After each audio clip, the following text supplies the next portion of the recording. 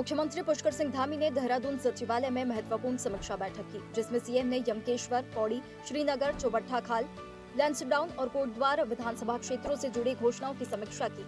CM ने अधिकारियों को सभी विकास कार्यों को सुनिश्चित समय सीमा के भीतर पूरा करने के निर्देश दिए। उन्होंने साफ कहा कि घोषणाएं केवल कागजों तक सीमित नहीं रहनी चाहिए, बल्कि उनका लाभ सीधे जनता तक पहुंचना चाहिए। आज जिलाधिकारी भी इस बैठक में जुड़े हुए थे। हमारे शासन के सभी अधिकारी थे।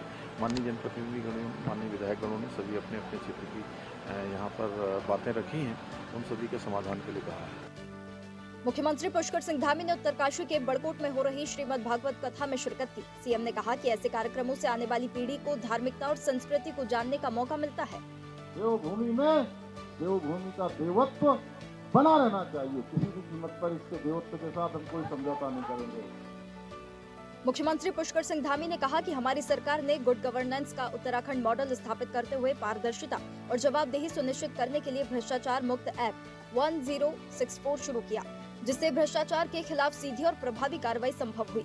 जन समस्याओं के त्वरित समाधान हेतु मुख्यमंत्री हेल्पलाइन 1905 की शुरुआत की गई, ताकि जनता की आवाज सीधे शासन तक पहुंचे। वहीं अपनी सरकार पोर्टल के माध्यम से लगभग 923 सेवाओं को ऑनलाइन कर आमजन को घर बैठे सुविधाएं उपलब्ध कराई गई हैं। मुख्यमंत्री पुष्कर सिंह धामी की नीति और प्रधानमंत्री के कुशल नेतृत्व में उत्तराखंड में अब रीजनल नहीं बल्कि वर्ष भर पर्यटन को बढ़ावा दिया जा रहा है। पर्यटन गतिविधियों को विस्तार देकर हमारी सरकार स्थानीय रोजगार, स्वरोजगार और आर्थिक सशक्तिकरण के नए अवसर सृजित कर रही है। मुख्यमंत्री पुष्कर सिंह धामी ने कहा कि प्रधानमंत्री के कुशल नेतृत्व में हमारी डबल इंजन सरकार ने उत्तराखंड के पर्यटन क्षेत्र को नई ऊंचाइयों तक पहुंचाने का कार्य किया है। इसी क्रम में ग्रामीण क्षेत्रों में भी पर्यटन गतिविधियों को बढ़ावा मिला है। दीनदयाल उपाध्याय होम स्टे विकास योजना के अंतर्गत होम स्टे स्थापना हेतु पर्वतीय क्षेत्रों में 50% तथा मैदानी क्षेत्रों में 25% तक अनुदान प्रदान किया जा रहा है, जिससे स्थानीय युवाओं को स्वरोजगार और ग्रामीण अर्थव्यवस्था को नई मजबूती मिल रही है।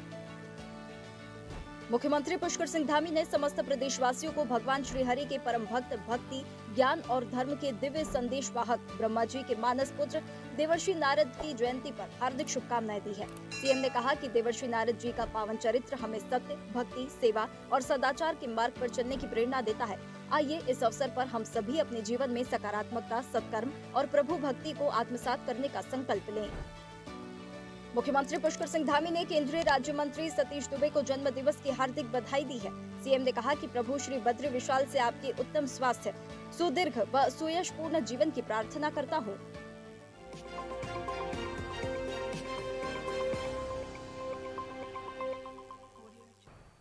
ऐसे ही वीडियोस के लिए लाइक करें, शेयर करें, फॉलो करें।